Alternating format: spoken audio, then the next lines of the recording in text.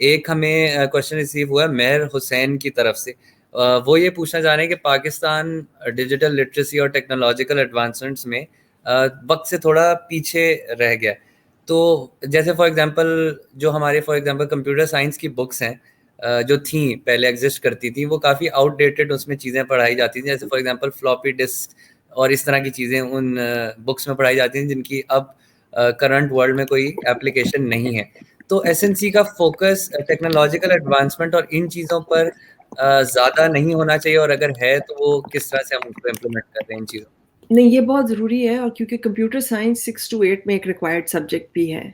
But اس میں یہ کہ ہمارے جو دیگر اسکول ہیں ان میں وسائل میں اتنا ڈفرینس ہے کہ کمپیوٹر لیبس تو چھوڑیں، وہاں تو انٹرنیٹ کئی جگہ نہیں ہے، انٹرنیٹ چھوڑیں بجلی بھی نہیں ہے کئی جگہوں پر. تو ایسے ڈائیورس سچویشن میں جہاں پہ ریسورسز کا اتنا امبیلنس ہے، تو آپ کیا کریں گے کہ بچوں کو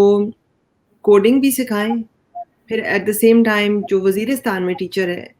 اس کے لیے بھی آپ کو ایسا کانٹینٹ بنائیں کہ وہ اس کو اپلائی کر سکے، اس کو سیکھ سکے، کہ کل کو اگر اس کے پاس ایکسیس ہوتا ہے اور آہستہ آہستہ اگر حکومت یا آنے والی حکومتیں اس کو ترجیح دیں گی تعلیم کو، تو ہم اس تک پہنچ سکیں. تو یہ بہت پاکستان اکیلا نہیں ہے اس چیلنج میں، سب سہارن افریقن کنٹریز میں بھی یہ چیلنج ہے، بہت سی ڈیولپنگ کنٹریز میں یہ چیلنج ہے کہ ریسورسز کی بہت ڈفرینس ہے بٹوین ڈفرینٹ سیکٹرز. تو اس کے لیے طریقے ہیں کہ آپ بچوں کو لو کاسٹ ریسورسز سے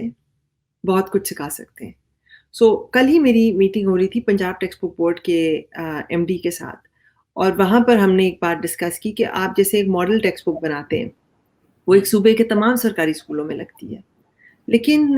تمام سرکاری اسکول جو ہیں وہ تو بہت بڑا نمبر ہے، ان میں بہت ڈائیورسٹی ہے.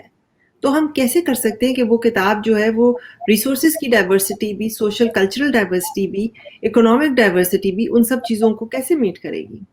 تو we are thinking along the lines کہ ہم جو ٹیچر ٹریننگ کرائیں گے اس میں ہم سپلیمنٹری ماڈیولس کریں گے، کہ اگر آپ کسی ایسے اسکول میں ٹیچر ہیں جہاں پہ کم ریسورسز ہیں اور آپ نے یہ کوڈنگ کا کانسیپٹ بچے کو سمجھانا ہے، آپ کے پاس کمپیوٹر نہیں ہے یا آپ کے پاس صرف ایک ٹیبلٹ ہے، تو آپ اس کو استعمال کر کے آپ اپنے بچوں کو اپ ٹو اسپیڈ کیسے لا سکتے ہیں. دوسری آپشن ہمارے پاس یہ ہے کہ ہم بس بیٹھ جائیں اور ہم کہیں کہ ہم کچھ نہیں کر سکتے، this problem is too big, یا انتظار کریں کہ ایک دن کوئی آئے گا تو وہ آ کے ہماری تعلیمی نظام کو ٹھیک کرے گا. But that is a non option for us. So we have to start somewhere, and this is we are open to other ideas. آپ کو اگر کوئی اور طریقے ذہن میں ہیں لوگوں کے تو please share them with us.